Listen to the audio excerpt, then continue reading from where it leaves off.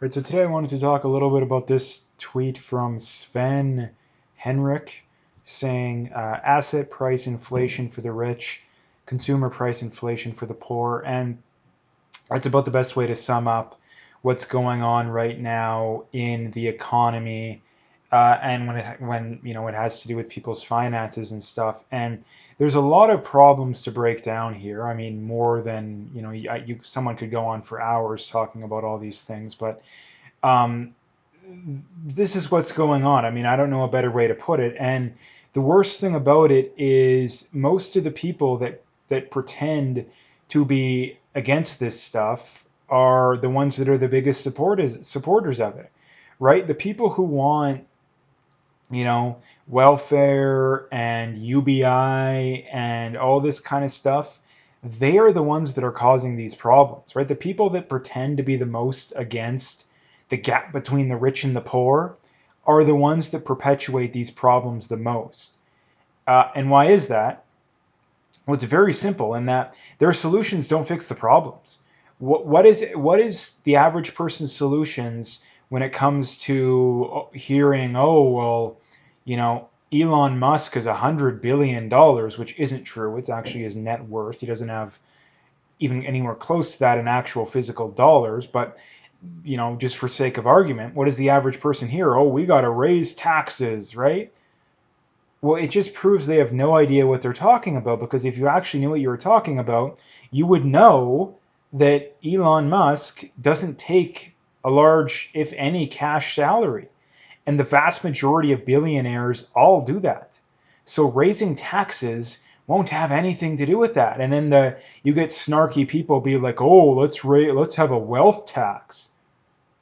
Okay, well that hurts everyone then, because you know if you have savings, or if you have investments, okay, well, if Elon Musk is going to have to sell $10 billion worth of Tesla stock's going to go down. Tesla just happens to be in the S&P 500, which basically every single investor has exposure to in one way or another, right? Bezos has to sell off a bunch of Amazon stock. Ooh, they're also a very big company in the S&P, right?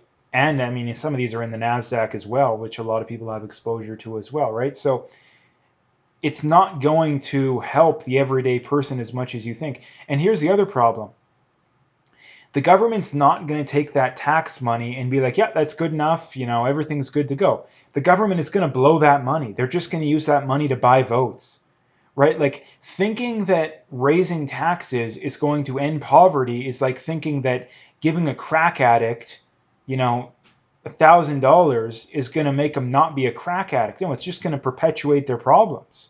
The reason why most people are poor has nothing to do with, oh, Jeff Bezos is exploiting them, or said corporation is exploiting them, or whatever, all the stupid excuses socialist comes up with. The main reasons are a lot of times just flat out low IQ. No matter what you do, they're going to be poor. I mean, take the lottery, for example, right? Um, I think the numbers are about a third of people who win the lottery end up declaring bankruptcy, and I think it's like 70 or 80% end up in a worse position than when they started financially.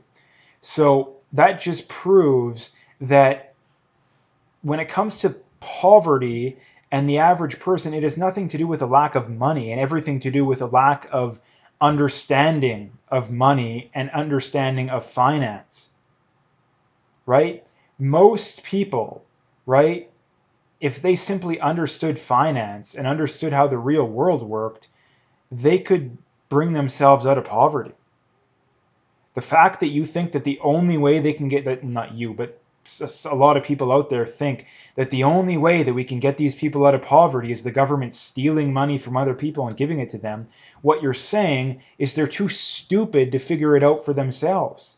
So at the very least, at least be honest and tell people you think that there's a large percent of the population that's too stupid to get themselves out of poverty.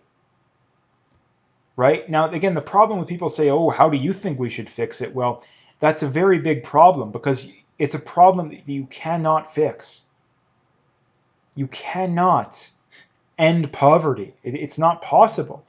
right? No matter what you do. I mean, I'll give you another example too. It's that socialists have this idea that poor people are only poor because of lack of money. If they just had more money, if they just had more resources, has absolutely nothing to do with that, for the simple reason being that I'll give you an example, actually two examples.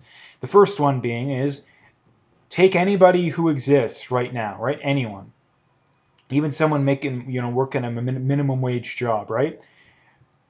Would you rather be in the financial position you're in right now, or with $1 billion, but you live on an island alone with no internet and no electricity?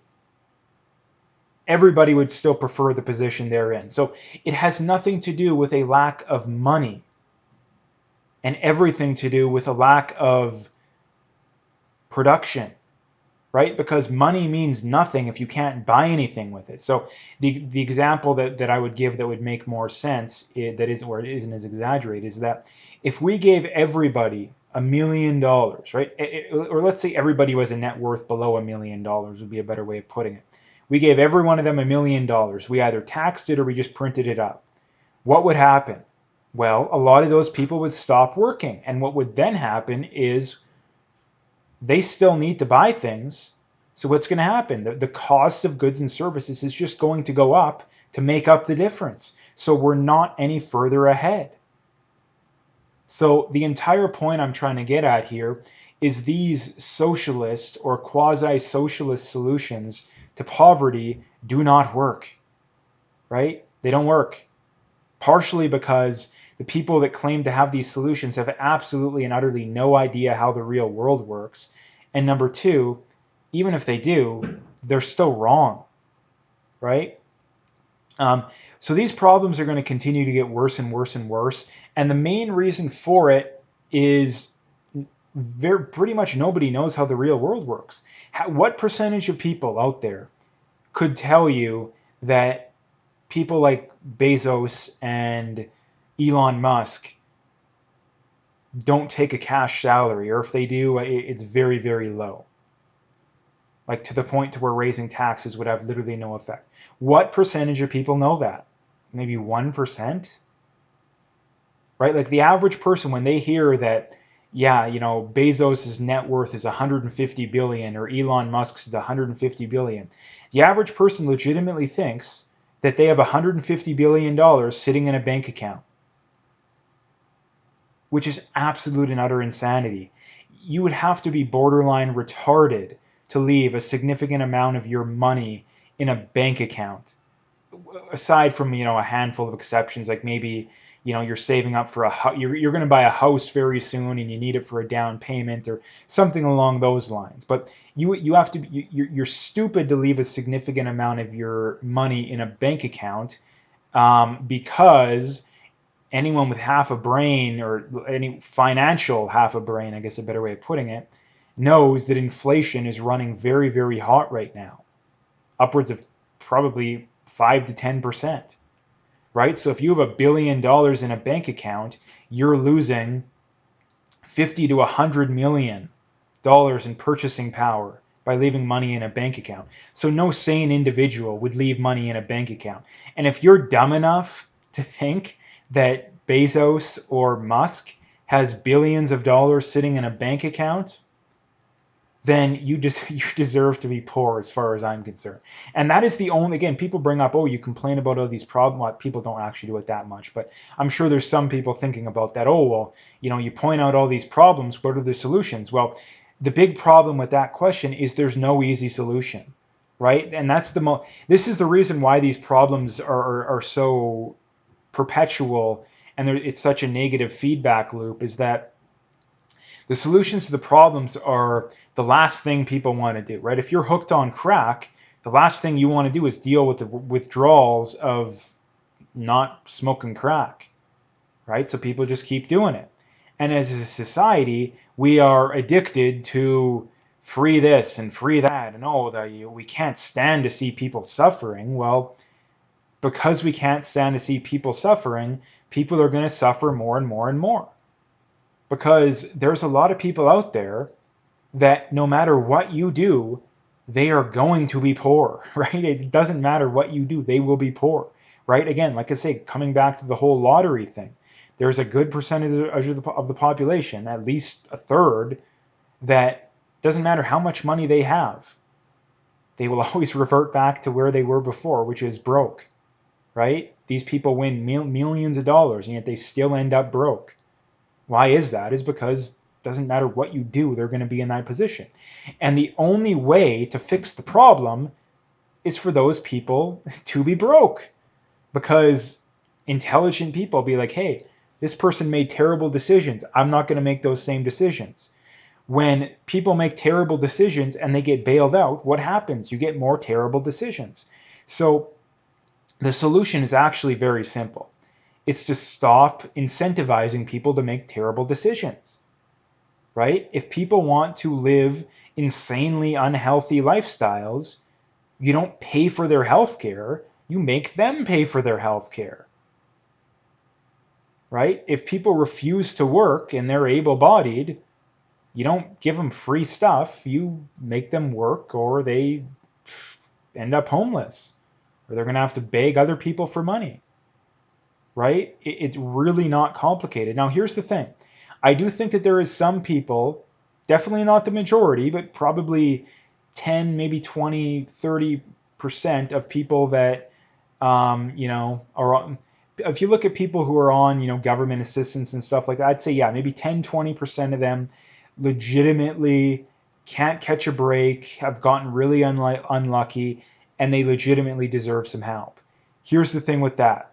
They would have no issue getting help from private charity, from voluntary sources, right? There's no need to put guns to people's head and force them to pay taxes for that stuff. Because again, if you legitimately can't catch a break, it probably shouldn't be that hard for you to find help, whether it's friends, family, charity, etc., etc.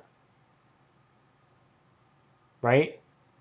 And here's the thing: the people that are against that are the people that are typically abusing the system, right? They're the people that are on welfare that just don't want to work, and they're gonna. And here's the other thing too, is that they say, oh, well, if you take it away, people will die. It's like, no.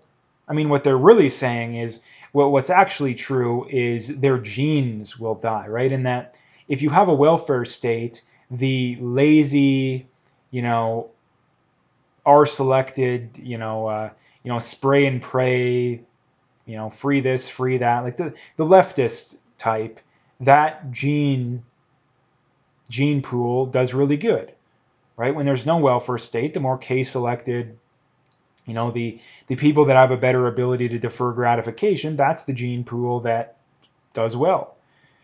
So what they're really saying, it's not they'll die, right? Most of the people will just change their minds, right? I was reading, I think it might have been an Thomas Sowell in one of his books. I don't remember where it was, but there was a county or a state somewhere, and they simply made people do a little bit of community service to be on welfare. And they found that welfare went down by like 80%. Like the vast majority of people on welfare went off, right? So yeah, there is some people that legitimately do deserve some help, but they should have no issue getting it from, like I say, friends, family, and charity. But again, to sum up the main point here, the reason why the rich are getting richer, it's because the government is printing up massive amounts of money to prop up the poor, right? So the average person is dumb enough to think that just giving people free stuff helps the poor. It does in some ways, in that they can pay their bills in the here and now, but in the long run, it absolutely kills them, because the cost of housing goes up, the cost of goods and services go up. Again, the rich can afford that too. If you're, 5% inflation, it's not going to kill the rich, but it's going to, if you're living paycheck to paycheck, it's going to kill you. And this brings me back to the leftist socialist types. They are the ones responsible for this, because it's them that want all this free stuff, right? They blame capitalism, which is stupid, because it's not capitalism that's causing this. Like if capitalism was running things over the last year and a half, there would have been no lockdowns, or if there was, it would have been for 2 weeks to a month at the most. We would have opened back up, we'd be fine by now. So when they blame capitalism, it is beyond a straw man, right? So, and the worst thing about this too is that this is only going to get worse, because the people that are the ones responsible for this are never going to admit they're wrong. They're never going to take responsibility. They're never going to take fault. And because of that, what's going to be the solution? Well, it's going to be more of the same. So it's going to be more money printing. It's going to be more, it's capitalism's fault, and the problem is only going to get worse. So I would just, I don't know what to do to be. I mean, personally, it's invest wisely, right? Invest wisely and educate your stuff on this. That's all the average person can do. But it is the average person that gets screwed over the most, simply because the people that are in the middle are the ones that get screwed over the most. Because again, if you support all this government money printing and lockdowns and stuff like that, yeah, you deserve to be poor. You deserve to lose your house, to live paycheck to paycheck. You deserve all of that. Because if you're genuinely that stupid, like, yeah, and like, it's not my fault. So the people that get screwed, the ones that are the legitimate victims here, are the ones that don't support this garbage, but aren't rich, right? So uh, that's what I wanted to bring up today. If you liked the video, make sure you hit that like and subscribe if you haven't already. Make sure you check out those links below. Follow me on those other platforms if you haven't already. If you want to donate, you could do that as well. Again, I would very much appreciate whatever support I can get. But like I say, check out those links and stay tuned for more.